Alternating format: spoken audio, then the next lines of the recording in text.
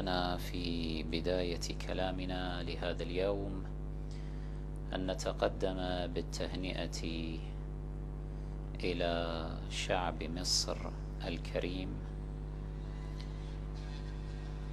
على ما أنجزوه من ثورة عظيمة على الحكم الظلامي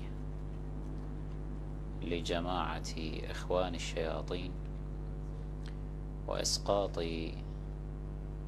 هذا الحاكم الأبله المسمى محمد مرسي العياط. يا جدع ده انت هايل والله العظيم يا جدع والله. انت جرالك انت سافرت بلاد بره ولا عملت ايه انت ولا رحت فين؟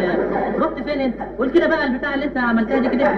قول كده قول لي الحاجات اللي انت عملتها. هو المذيع اللي عملها لك ولا انت اللي عملتها للمذيع ولا المذيع هو اللي جالك؟ هو مش مذيع ولا بيشتغل ايه المذيع ده مرسي ولا عمل ايه ده؟ ايه؟ يا نهار اسود الواد منصور ماله؟ ما بيجمعش.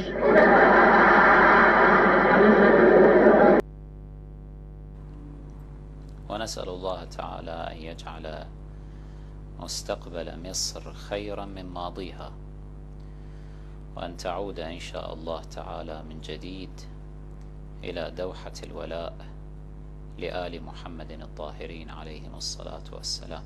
اللي عنده دخلت كلها على بعضها، مخه بقى ففايه وجزمته بقت في دماغه. مش انت ايه يا ابني انت؟ مالك يا منصور؟ مش انت اللي بتجيب لندن ولا مين اللي حصل لك ولا ايه اللي عمل ايه؟ شو اكلمك؟ ده انت وصلت يا جدع والله. الف مبروك يا مرسي والله العظيم ثلاثة. والله ده انت المفروض ما تقعدش معانا بقى، تروح تقابل الناس اللي جايه من بره دي وتقول لهم على الكلام اللي هم مش عارفينه. والله العظيم يا مرسي الف مبروك يا مرسي. ده امي بتدعي لك والله العظيم، امي بتحبك وتدعي لك. تقول لي ما بتجيبش مرسي زي يذاكر معاك يا